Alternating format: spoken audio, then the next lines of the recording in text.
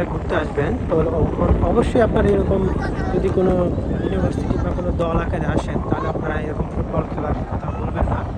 এটা আসলে সি বিচের একটা অন্যরকম আকর্ষণ। তো আমি এখন বাংলাদেশের কক্সবাজার জেলার সমুদ্র সৈকতে আছি। এখানে বিকালবেলা যে মেঘাচ্ছন্ন আকাশে, আচ্ছা আমরা একটু দেখে নেই যে সমুদ্র সৈকতে মেঘাচ্ছন্ন আকাশে কেমন লাগে। দেখেন অনেক সুন্দর লাগতেছে, অনেক মানুষ এসেছে এবং পরন্ত বিকেল সন্ধ্যার আগে আগে আকাশে মেঘ।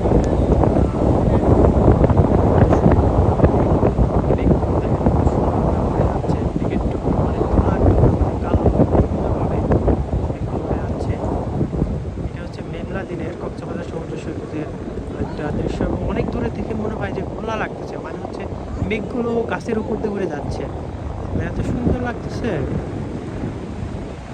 সবাই আসতেছে, কেউ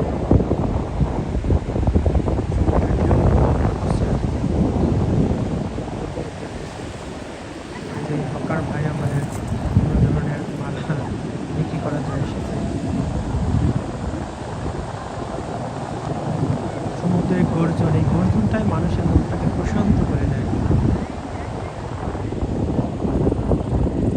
দেখেন ক্রিকেট খেলাটা আমরা আবার একটু এনজয় করবো, অনেক মজার। আপনারা ছোটোবেলায় যখন হাই স্কুল বা কলেজে থাকতে এরকম ক্রিকেট খেলেছি বর্ষার মধ্যে, তখন দেখা যায় বলে শট দিয়েছি, বলে শট লাগা বাদ দিয়ে অন্য কোথাও আমি পড়ে গেছি।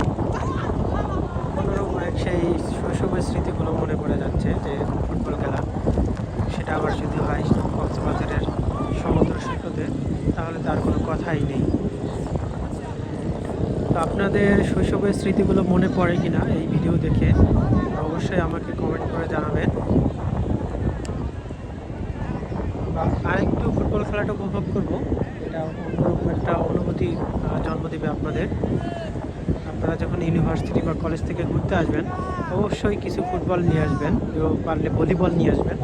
এখানে খেলার সুন্দর একটা ব্যবস্থা আছে। যখন ভাটা থাকবে তখন এগুলা সমুদ্র সৈকতটা অনেক বড় হয়ে যায়, তখন আপনারা খেলার জন্য যথেষ্ট জায়গা পাবেন।